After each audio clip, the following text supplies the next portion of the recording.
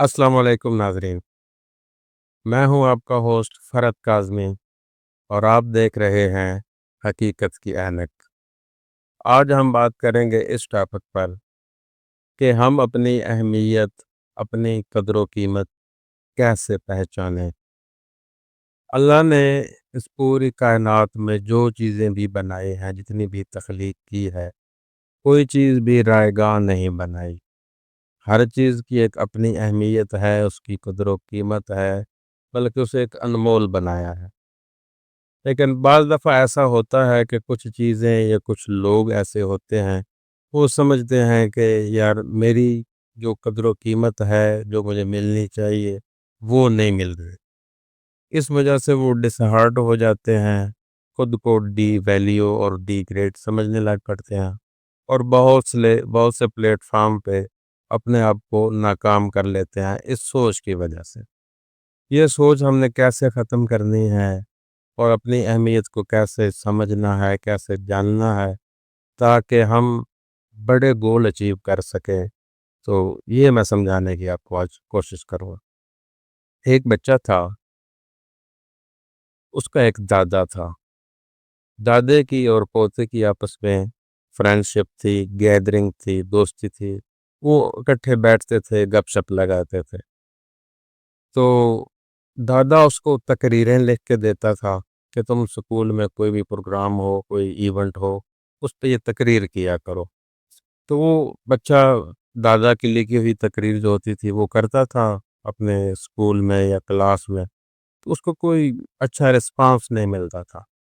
وہ واپسی پہ آ کے دادا سے جھگڑتا تھا کہ آپ نے مجھے کس سائڈ پہ لگا دیا ہے، مجھے کوئی اہمیت ہی نہیں دیتا، میری کوئی قدر ہی نہیں، اس کو چھوڑو، مجھے کوئی اور چیز آپ بتاؤ، میں اس پہ کوشش کرتا ہوں، کوئی میں شاعری کروں یا کوئی نغمہ گاؤں یا تلاوت کروں یا کوئی بھی اور چیز ہو سکتی ہے۔ یہ تقریر والا کام جو ہے نا، اس میں ناکام ہوں، اس کو کوئی اہمیت ہی نہیں دیتا۔ دادا کہتا ہے کہ بیٹا یہ چیز ایک خاص ہے، اور کسی خاص مقام پہ کسی خاص وقت پہ یہ آپ کے کام آئے گی۔ وہ کہتا ہے بس آپ نے ایسے ہی مجھے لگایا ہوا ہے، کب یہ کام آئے گی، یہ کیا ہے، کچھ بھی نہیں ہے، چھوڑے۔ وہ کہتا ہے اچھا ٹھیک ہے، آپ میرا ایک کام کرو، تو اس کے بعد آپ جو مرضی میں آئے وہ کر لینا۔ وہ کہتا ہے کیا؟ دادا کہتا ہے کہ جاؤ وہ فلاں جگہ پہ ایک نا تجوری میں ایک گھڑی پڑی ہے میری پرانی، وہ لے کے آؤ، یہ لو اس کی چابی۔ وہ جاتا ہے تجوری کھولتا ہے، اس میں سے اس کو ایک گھڑی ملتی ہے، وہ اس کو لے کے دادا کے پاس لے کے آتا ہے۔ دادا کہتا ہے کہ اس کو جاؤ باہر مارکیٹ میں، اس کی نا قیمت لگواؤ، بیچنی نہیں ہے، صرف قیمت لگواؤ۔ ہر قسم کی چھوٹی سے چھوٹی دکان جو ہے، ہر قسم کی دکان پہ جاؤ، شاپ پہ جاؤ، پوری مارکیٹ میں، تو جو جو اس کا ریٹ لگے، جو جو اس کی قیمت بنے، تو وہ ساری نوٹ کرو اور پھر مجھے اینڈ پہ بتاؤ، جو اچھی قیمت لگائے گا اس کو میں یہ بیچ دوں گا۔ وہ کہتا ہے ٹھیک ہے، یہ تو اتنا بڑا کام نہیں ہے، میں کر لیتا ہوں۔ وہ دادا کی گھڑی لے کے گھر سے نکل گیا، مارکیٹ میں گیا۔ وہاں سب سے پہلے وہ گیا ایک ٹرک شاپ پہ، تو اس شاپ کیپر کو کہتا ہے کہ یہ میں نے گھڑی بیچنی ہے، تو آپ لے لیں گے، خرید لیں گے؟ وہ کہتا ہے کہ بیٹا یہ 500 روپے اس کے ملیں گے آپ کو، اگر دینی ہے تو ٹھیک ہے۔ تو وہ کہتا ہے نہیں، یہ پیسے کم ہیں۔ وہ آگے جاتا ہے، آگے ایک سبزی فروش ہے، اس کو کہتا ہے، کیونکہ ہر قسم کی دکان پہ جانا تھا، کہ یہ میں نے گھڑی بیچنی ہے۔ وہ دیکھ کے نا تھوڑا سا حیران ہوتا ہے کہ یہ تو اس زمانے کی نہیں ہے، شاید کوئی خاص ہو۔ وہ کہتا ہے کہ یار اس کا 1000 روپیہ لے لو، تو یہ مجھے دے دو۔ وہ کہتا ہے نہیں، یہ کم قیمت ہے، میں نہیں بیچوں گا۔ پھر وہ اس سے آگے جاتا ہے، آگے ایک شاپ آتی ہے جیسے جنرل سٹور ہوتا ہے، اس پہ جاتا ہے، تو وہ اس کی قیمت 10,000 روپے لگاتے ہیں۔ وہ کہتا ہے نہیں۔ پھر وہ ایک کریانے کی دکان پہ جاتا ہے، وہ اس سے تھوڑی قیمت بڑھا دیتا ہے۔ پھر وہ کسی شوز کی دکان پہ جاتا ہے، پھر وہ کلاتھ ہاؤس پہ جاتا ہے، مطلب وہ دکانیں، ہر دکان کی کیٹیگری تبدیل کر کر کے وہ سبھی دکانوں پہ جا رہا ہے اور اس کی قیمت لگوا رہا ہے۔ تو وہ اینڈ پہ پہنچتا ہے ایک جیولر کے پاس، ایک سنہارے کے پاس۔ اس کو کہتا ہے کہ اس کی آپ قیمت لگاؤ۔